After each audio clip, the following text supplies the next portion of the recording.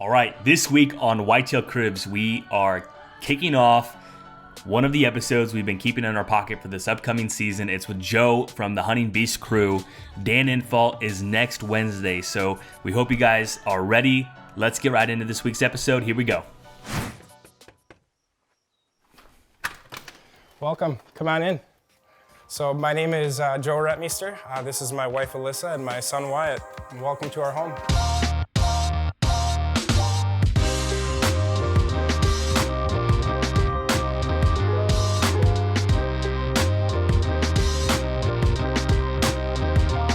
So this is a buck here that I hunted for 3 years. He showed up as a 2-year-old. He had like a G2 with a split on it, so I knew it was him. He had kind of the same shape rack. He then showed up as a 3-year-old. He was in the area, hunted him quite a bit. Couldn't quite get onto him. Got some cool footage of him actually. And then he showed up as a 4-year-old. And I chased him around as a 4-year-old. He was in 2 different swamps that were quite a few miles apart. And at different times of the year, he'd be in one of the 2 different swamps. And I ended up killing him with the muzzleloader. In the morning that I was going to hunt him down in the morning. So I was going to kind of systematically work through the bedding area till I caught him coming back. And so that's what I did. The first day of muzzleloader season, I worked through the bedding area. That night, at the nights, I was just kind of burning hunts. And I went and sat over in a different spot, just kind of watching deer come out the fields. And like I said, I thought I was going to kill him in the morning. He came out at night and shot him out in the field, and it was pretty simple hunt, but cool to have. It means a lot to me, just because of the history I had with him. All right, so follow me out to the garage. I'm gonna show you a few antlers that are laying out there. So here's our garage, nothing too fancy to see here. We like our grasshopper lawnmowers, as you can see. A little diesel, no messing around, no wasting time mowing the lawn when you could be hunting. So here's a few deer that I'll show you. The Pennsylvania Public Land Challenge buck, nothing huge, but I'm told it's a 2-year-old, so that's pretty cool. It was a fun hunt. Here's one that I saw bedded and I came back and shot him with the muzzleloader. Just a neat buck. We get a lot of these splits around here. Some years they have them, some years they lose them. It's kind of cool when you watch them over the years, so that's a neat one. This deer was sneaking out to an apple tree. I think a pretty young buck, but when I was a younger guy, he was sneaking out to an apple tree and I couldn't pass him up, so neat buck there. And then for the people that have seen the bedded buck hunt on YouTube, this is that buck that was laying in his bed. Basically, I'd seen him the night before, and I saw where he came out of. I spooked him. I spooked him quite a ways from the bedding area. It was like 200 yards from the bedding area, so I felt like I could get back in on him. I got back in the next morning. I think I was in there at like 3. I can't remember exactly what time, but I got set up right over the bed. He came in and shot him laying in his bed. So that was a pretty cool hunt. Some people might remember that.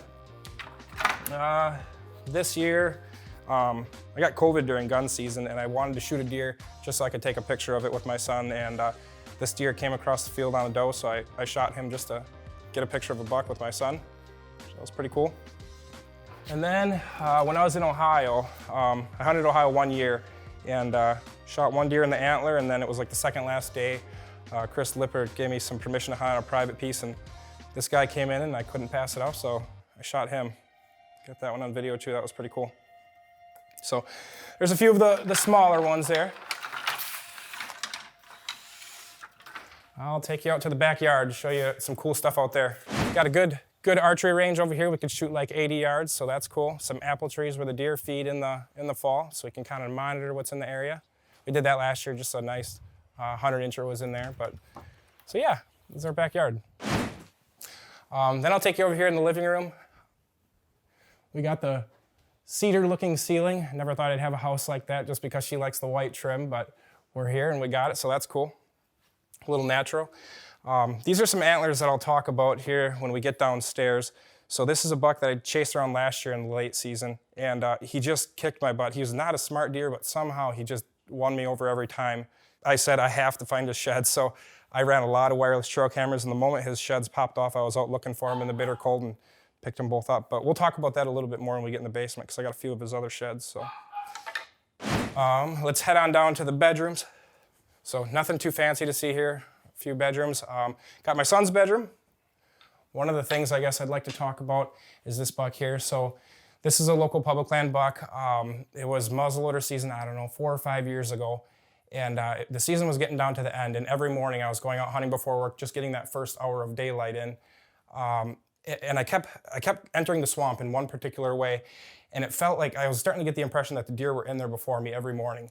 So then one morning, it was actually the last morning of muzzleloader season, I called up my buddy Jordan Kurkowski, and he still had a tag. I said, let's go, let's come into the swamp from the backside. So we came into the swamp from the backside, super windy, super bitter cold, snow, ice. The swamp had those kind of ice pockets where when the deer walked, it would pop, it just super loud.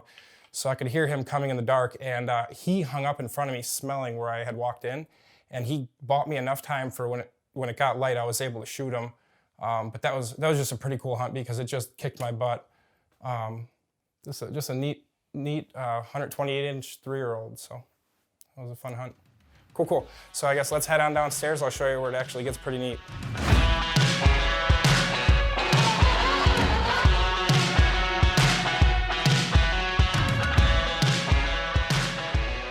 So I keep my bow right here. I think it's important to keep your bow somewhere easy to get to, otherwise you get lazy and you don't practice. I could be a little less lazy, but if you got it stored away somewhere, you're not gonna practice. So got that sitting right there, ready to go.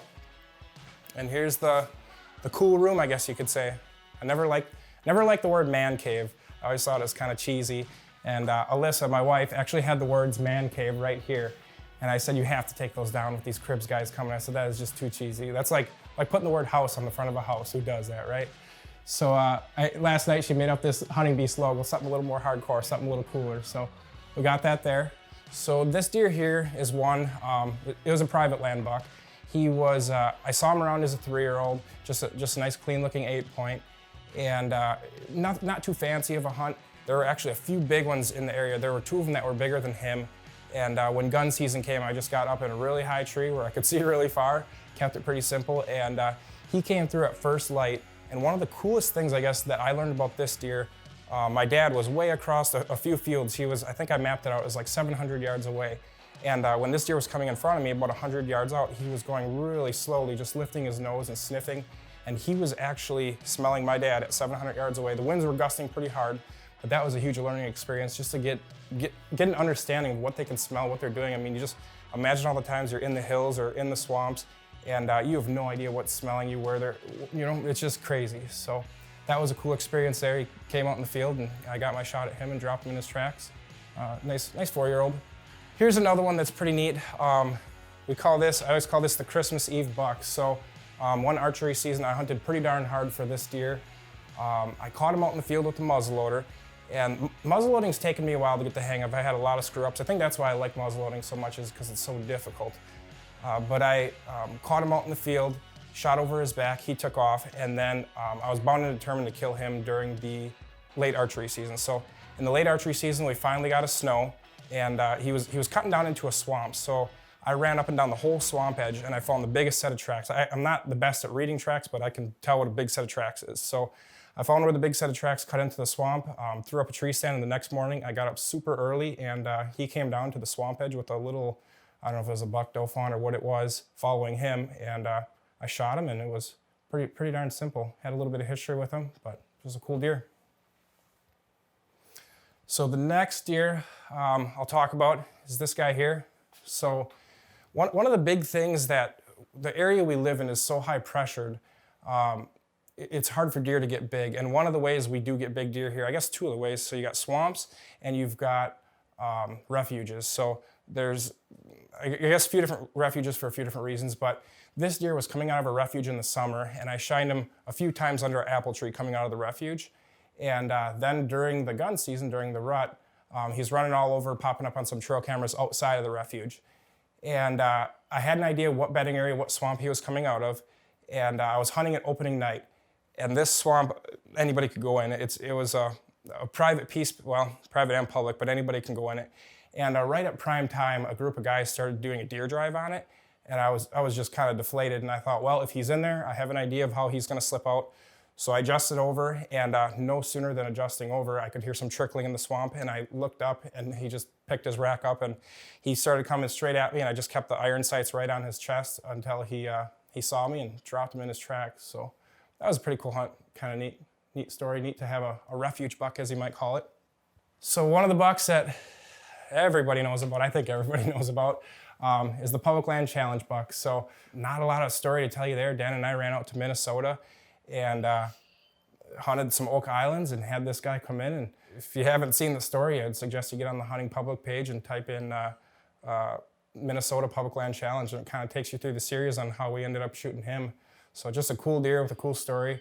A lot of the pictures made him look huge. He's still big, he's still very, very nice, a trophy buck, but definitely worthy of mounting because of the story that comes with it. So pretty cool deer. Another one to talk about. So this is one of the bucks I would say I'm probably the most proud of, a 5-year-old. I knew he was around. He was on both public and private that I was able to get onto. This particular year that I hunted him, he was coming out of the swamp right at last light, after legal hours, like 20 minutes after legal light. And I thought, I got to get in the swamp to him a little further. And so a few days had went by after all these trail cam pictures, and I started kind of working back, started scouting through the swamp, trying to figure out where he was hanging out. And that particular swamp also kind of goes into some hardwoods at one point. And I wasn't seeing any sign that was really getting my attention. I thought maybe he's back somewhere in that hardwoods, in that area. So when I got back there, there's a main walking path that everybody goes down. And to scout it, I took the inside edge of the swamp to see if I could pick up any rubs, any major tracks coming out where he would have been cutting out, and all the way to the point where I wanted to go to. And what actually happened, and I didn't realize, is when I went around the inside of the swamp, there's kind of a ridge up in the hardwoods. And I didn't realize, but he was laying up on the ridge, and when I went around the swamp and didn't take the traditional walking path, he didn't know that I was there. So then when I circled around, I got set up right on the edge of the hardwoods in the swamp where I expected him to come out of the swamp, and he was cruising up in the hardwoods, and I snort-wheezed at him with my mouth. He came down, and I shot him at like 30 yards. And after I shot him, I was like, this is just so bizarre. It all started making sense to me, and I went and looked in that spring and actually picked up both of his sheds from when he was a 4-year-old up on that hill. So you can kind of see what he did from one year to the next, but just a cool deer with a cool story. So another deer that I'd like to talk about, this one right here. So this is one of the coolest deer in here, and part of the reason for that is not just because of the way he looks, but because he beat me. He kicked my butt. So this particular deer, I was shining him for 3 years. This was the 3rd year that I knew about him. But the first year that I was shining him, at night, he would come out into there's a little barn foundation out in the field, and he would be hunkered down in that barn foundation. You wouldn't know if he was there, and you'd have to shake the spotlight to kind of create chaos to get him to stand up. And I got some videos of it. He would stand up and kind of look at you. He had the one eyeball didn't glow. His one ear was ripped, so he was just kind of a warrior, just a cool freaking deer. And this is when I was much younger, still really trying to understand beast-style hunting, learning how to get up to those beds, get close, and got to a point where I just got so frustrated, I just went through and just tore through everything to figure out where he was laying, and I actually jumped him up.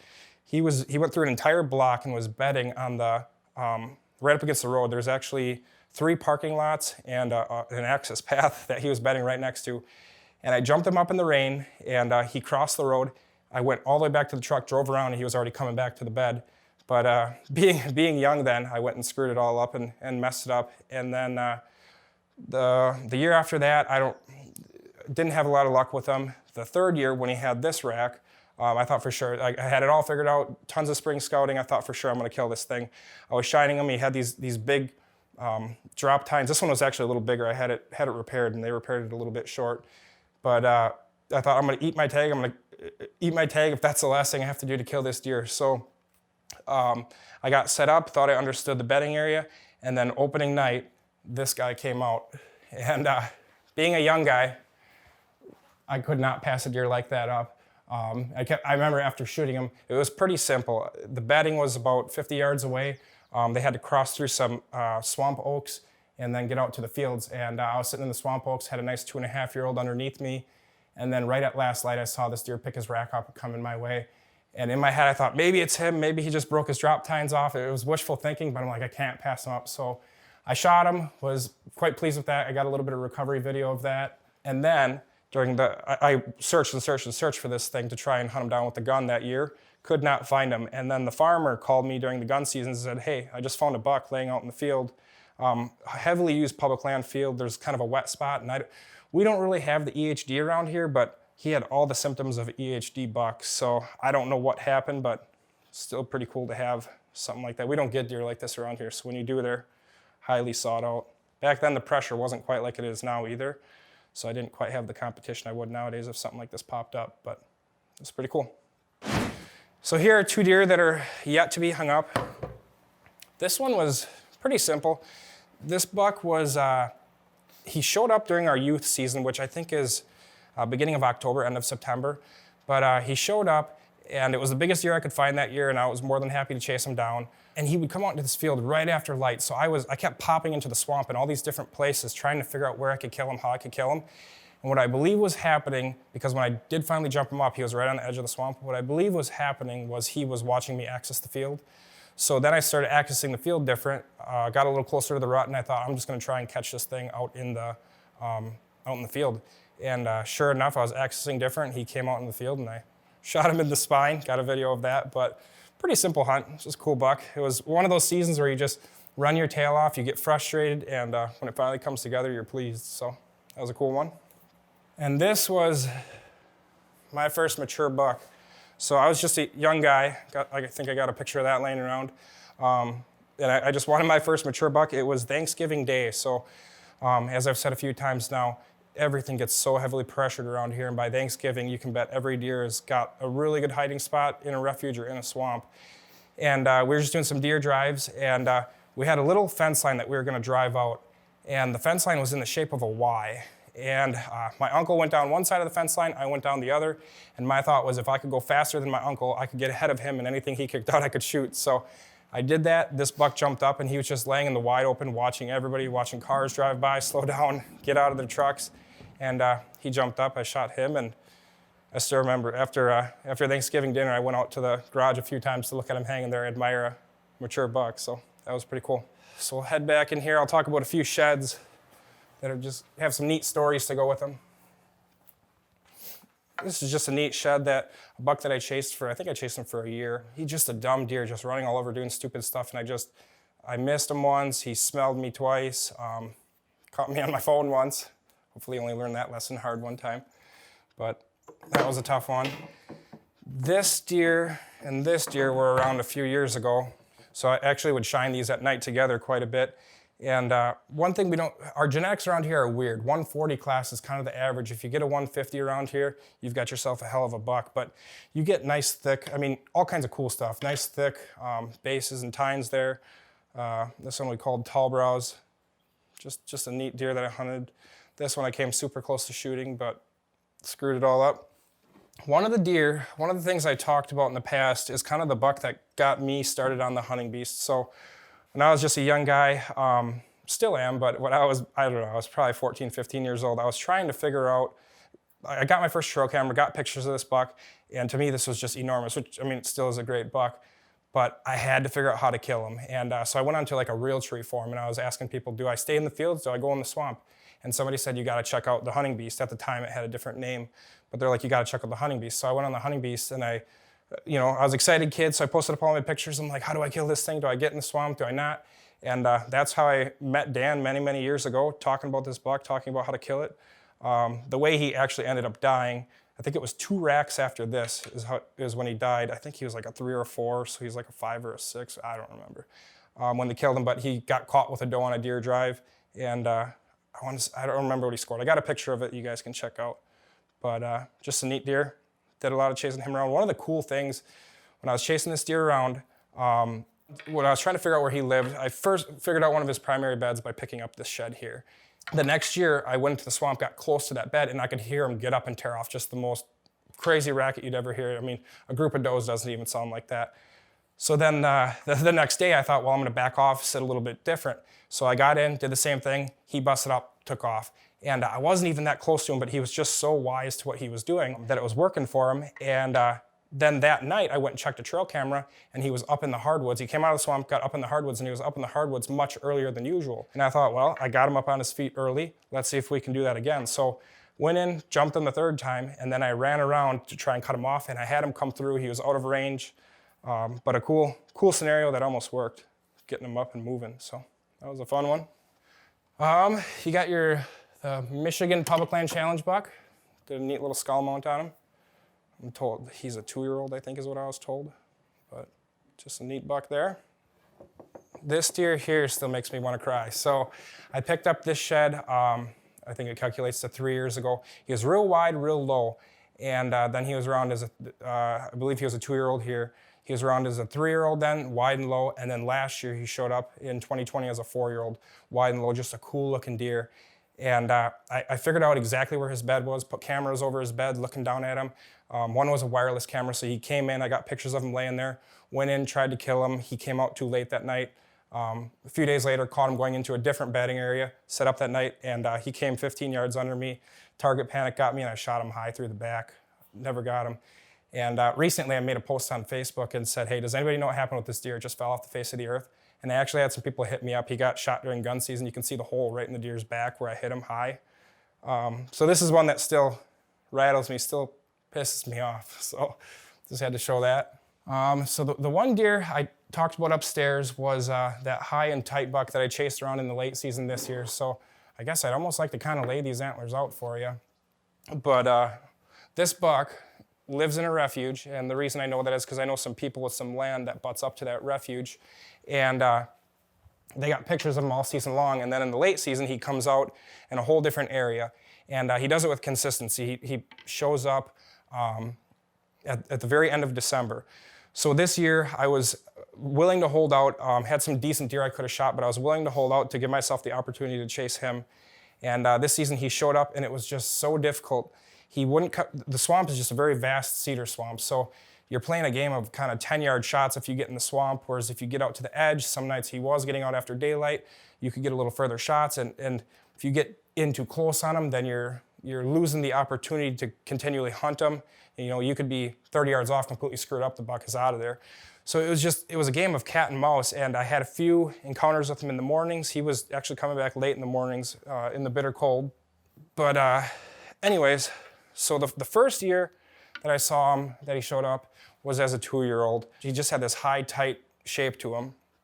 And then 2 seasons ago, I filled my tag on that bedded buck that I shot in his bed. And he showed up.